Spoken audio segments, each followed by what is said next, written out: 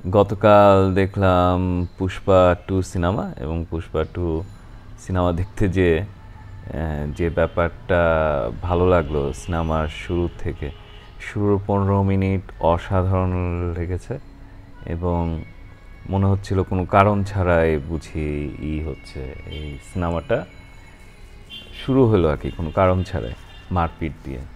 কিন্তু চমকটা হচ্ছে দুইটা কথা। দ্বিতীয় কথা হচ্ছে মারপিট হয়ে গেল। প্রথম কথা হচ্ছে কেন মারপিট হচ্ছে সেটা পরে দেখানো হচ্ছে এবং প্রতিটা সিকোয়েন্স একটা হচ্ছে কেন হলো সেটা পরে যে আবার সর্ট আউট করছে। তো এইভাবে 1 ঘন্টাতে অনেকগুলো প্রশ্ন তৈরি করে দিল আমার মনে, যে আচ্ছা এটা কেন হলো, আচ্ছা এটা কেন হলো। এইভাবে করতে করতে 1 ঘন্টা যাওয়ার পরে দেখি কি যে সিনেমার 3 ঘন্টার মধ্যে 1.5 ঘন্টা পার হয়ে গেছে। তারপর একটা করে উত্তর আসতে শুরু করলো পুষ্পা টুতে, একটার পর একটা করে উত্তর আসছে। তো বেশিরভাগ ক্ষেত্রে দেখা যাচ্ছে যে একজন লেবার কিভাবে পুরো রাজত্ব কায়েম করছে এবং সেই রাজত্বর মধ্যে মানে এথিক্যালি আসলে তারই রাজ্য হওয়া উচিত, এই জাস্টিফিকেশনটা একদম পুরোপুরি দিয়ে যাচ্ছে। তো মজা লাগলো যে সিনেমার গানের চাইতে যে ইমোশনাল ব্যাপারগুলো এত ইম্প্যাক্ট ফেললো আমার মধ্যে। আর যে প্রতিশোধ নিতে গেলে কিভাবে নেওয়া উচিত সেটা এখানে ভালো মতো করে ডিল করা হয়েছে। এবং যখন একটা পুরুষ এই সিনেমা দেখেন তখন তার মধ্যে পৌরসত্ব ব্যাপারটা জেগে ওঠার মতো ব্যাপার ঘটে। তো আমার মনে হয় এই ব্যাপারটার জন্য এই সিনেমাটা এত হিট করেছে এবং আমারও ভালো লেগেছে। এবং মেয়েদের প্রতি সম্মান জানানোর ব্যাপারটা খুব সুন্দর করে দেখানো হয়েছে। আর যেটা মনে হলো যে ফেসবুক, টিকটক বা ইনস্টাগ্রামে যে ভিডিওগুলো হয়, কাপল ভিডিওগুলো, সেই ভিডিওর ঘটনাগুলোই কিন্তু পুষ্পা টুতে খুব রোমান্টিক ওয়েতে দেখানো হয়েছে এবং খুব মোর প্রফেশনালি ডিল করা আর কি। এই জন্য খুব ভালো লেগেছে, মানুষের কাছাকাছি আসতে পেরেছে। কারণ যত যাই বলেন ফেসবুক এবং ইনস্টাগ্রাম, ইউটিউব, টিকটক এগুলোর মধ্যে যে মানুষগুলো যে অ্যাক্টিভিটিগুলো করেন সেগুলো খুব মানুষের কাছাকাছি ঘটনা তারা রেকর্ড করে আমাদেরকে দেখাচ্ছেন। তো একটা সিনেমার মূল উদ্দেশ্য কিন্তু আপনার আমার কাছে চলে আসা। তো সেই জায়গাটাকে খুব ভালো ক্যামেরা দিয়ে লাইটিং করে খুব ভালো মতন ডায়লগ গুছিয়ে লিখে জিনিসটা করলে কি দাঁড়ায় সেটা পুষ্পা টুতে রোমান্টিক সিনগুলোর মধ্যে দেখা গেল আর কি।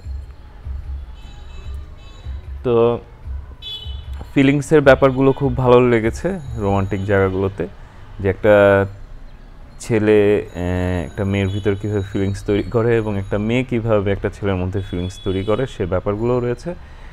আর হচ্ছে যে যখন আমার কিছু থাকে না তখন আমি অনেক কিছু করতে পারি, কিন্তু যখন আমার অনেক কিছু হয়ে যায় তখন আমি অনেক কিছু করতে পারি না। সেই জায়গার বাঁধটা ভেঙে পুষ্পার এগিয়ে যাওয়া এবং হচ্ছে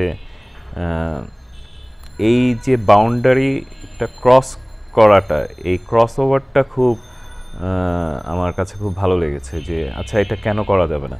ইন্টারেস্টিং পার্ট হচ্ছে প্রথম পর্বে যেটা ছিল যে এইভাবে লাল চন্দন নিয়ে বিজনেস হয়, কিন্তু আসলে লাল চন্দনটা যায় কোথায় এবং এটার এন্ড রেজাল্ট কোথায়।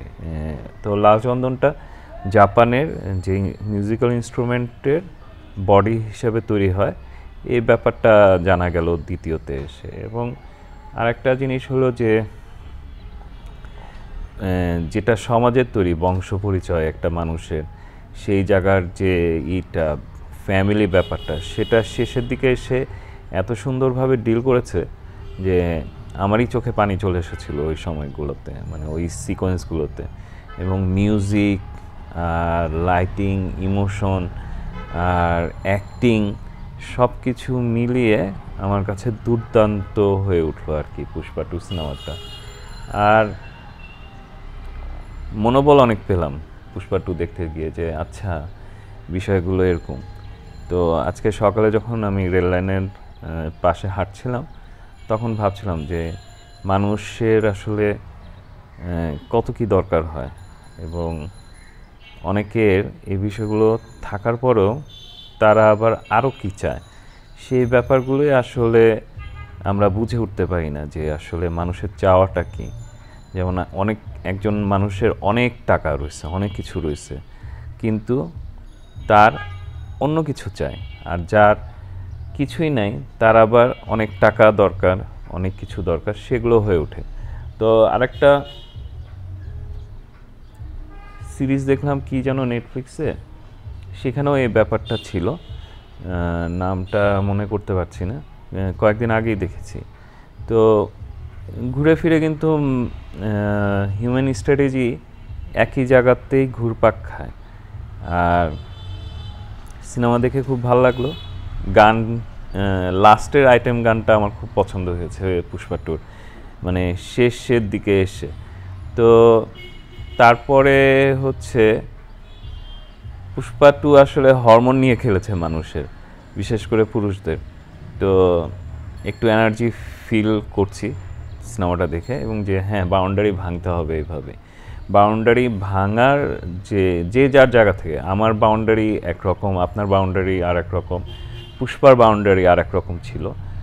কিন্তু মূল কথাটা হচ্ছে বাউন্ডারি ভাঙতে হবে, না হলে আপনি বিকামে লিডার হয়ে উঠতে পারবেন না। তো লিডার হওয়ার জন্যে আপনাকে আসলে একটু বাউন্ডারির বাইরে যেয়েই দেখতে হবে, না হলে কিসের লিডার। তো লিডার, রাজনীতি ব্যাপারটা নিয়ে কথা বলতে চাই না, কিন্তু সিনেমার কারণে অনেক সময় গল্পতে রাজনীতি ব্যাপারটা চলে আসে। সেই জায়গা থেকে যে হ্যাঁ, রাজনীতির ব্যাপারটা আসলে এমনই, পুষ্পা 2 দেখলে বোঝা যায় যে রাজনীতিটা কী ধরনের।